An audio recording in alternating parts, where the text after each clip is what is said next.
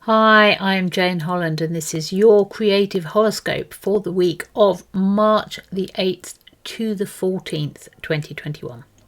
Now, this week continues the wonderful, bounteous, creative and inspired feel from last week, with the Sun and Venus still moving through gorgeous Pisces. But there are some interesting changes ahead. Now, this is definitely one of the best times of the year for creative people, because Pisces is ruled by Neptune, which governs creativity and creative endeavors in general. And this year in particular, it will be significantly more creative and inspiring than most Pisces seasons, because Neptune is still in its own sign and is going to remain there until spring 2025, and this brings a touch of magic to Pisces, the kind of magic we can all enjoy, not simply sun sign Pisceans, but all of us, because we all have Pisces somewhere in our charts. And depending on where Pisces lies in your chart and other aspects to Neptune as it moves through the heavens, you will be experiencing a deeper, soul-touching level of creativity and inspiration.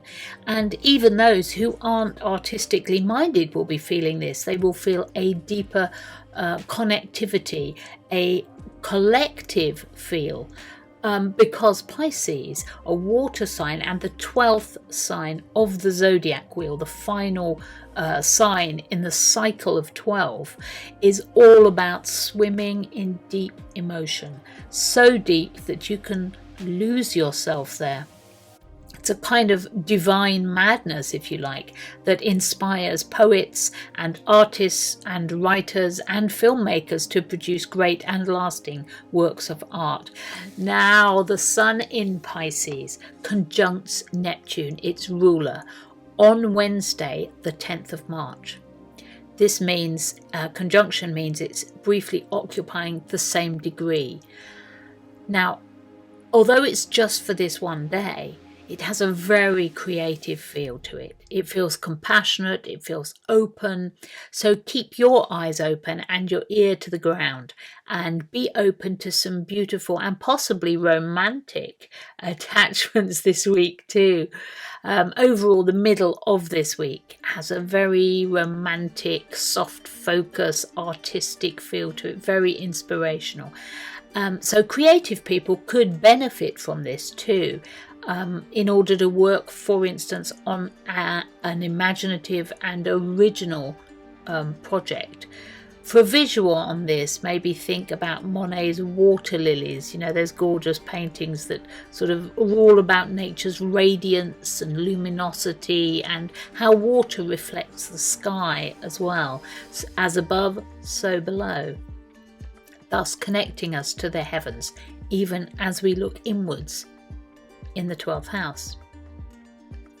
But of course, that kind of dreamy, emotional, deep soul inspiration is not always conducive to living in the here and now, is it? Where we need to, the mundane world, where we need to pay our bills and feed our kids and hold down a demanding job, fill out paperwork, keep track of our finances, all that kind of thing. Cope with the stress of the pandemic as well and the economic worries that we face. All those things can become burdensome on the soul when we're in Pisces season, and especially when Neptune is also in the mix. So you may find this week that there are misunderstandings. You may find that money slips through your fingers more easily than usual. You may become confused over details of the rules that you're meant to be following, or complex paperwork that demands fine attention to detail. But be kind to yourself, be kind with others, and be patient too, because this too shall pass. And if you're struggling, don't worry too much. Focus on what you can do, on small steps. Take time out from demanding tasks if that's possible. And think of the big picture. We are moving from an old world to a new world. And that kind of birth is always going to be difficult. It's always going to be demanding on the soul. Now, with this strong Piscean feel, you may think that you're being asked to sacrifice something for someone, that it's not just enough anymore for you to be yourself, that you have to go the extra mile. But remember, this is a passing phase, and don't give up too much of yourself, because it's easy to be deceived during Pisces season. You can be mistaken about other people's motives when Neptune or Pisces are strongly implicated.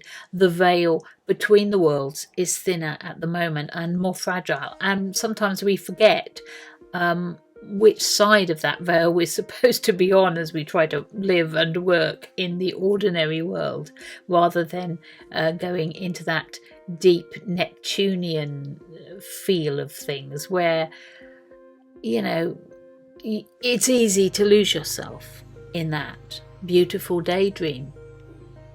Luckily, Mercury, planet of communications, is still in Aquarius this week, and Aquarius is a very logical, clear-thinking sign.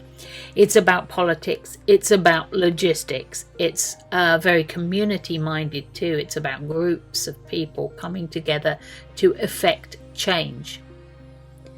Now, on March the 11th, the moon touches base with Mercury in Aquarius, and that could be a great day for creative people who are struggling to define themselves creatively, who are struggling with a creative project. It's also a great day to persuade others to collaborate with you on a community project, for instance. These could be very exciting projects that give back to the community and benefit the people.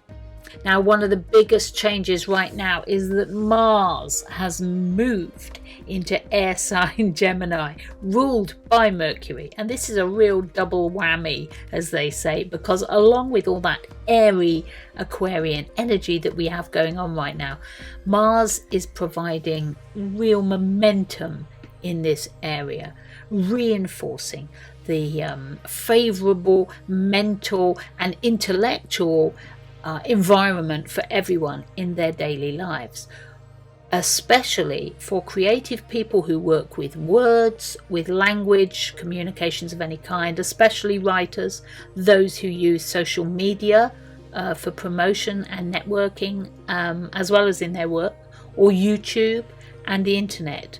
All these creative activities are closely connected to and aligned with the element of air. Now, there are also a couple of Pluto contacts to the moon this week.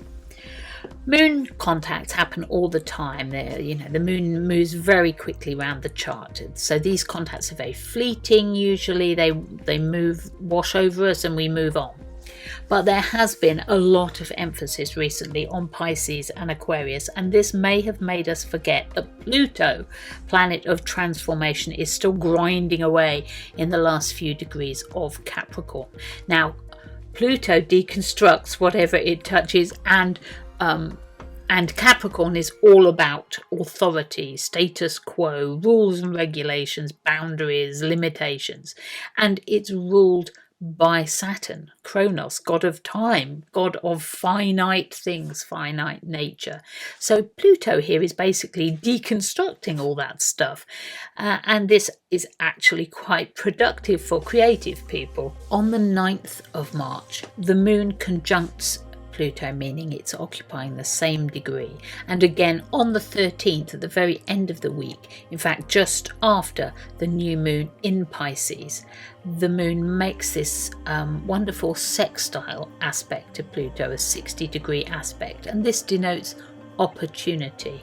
With Capricorn to Pisces, this suggests to me a contrast between who is seen and who is not seen, between who is important versus who is maybe not quite so visible in society, yet who is essential to the way it's run. Now, the moon can be the people, it can be the populace, and when it contacts transformative Pluto, this suggests a few moments this week where the balance of power could temporarily shift towards the people rather than the government, rather than whoever is in charge. And this could work in your creative life too, that you suddenly find you have the upper hand rather than the person who usually tells you what to do. Now, these aren't tense aspects between the moon and Pluto, so please don't worry. With the new moon falling in dreamy creative Pisces, it's unlikely there will be a revolution anytime soon, but it could lend you personally an artistic charisma and a touch of fascination that will deepen and inform your creative work and possibly draw people towards you and towards what you have made. So I'll be covering more of that in my new moon video. Have a wonderful and truly creative week. Please like this video, subscribe to my channel, leave comments below as well, and thank you for listening. I look forward to speaking to you next time.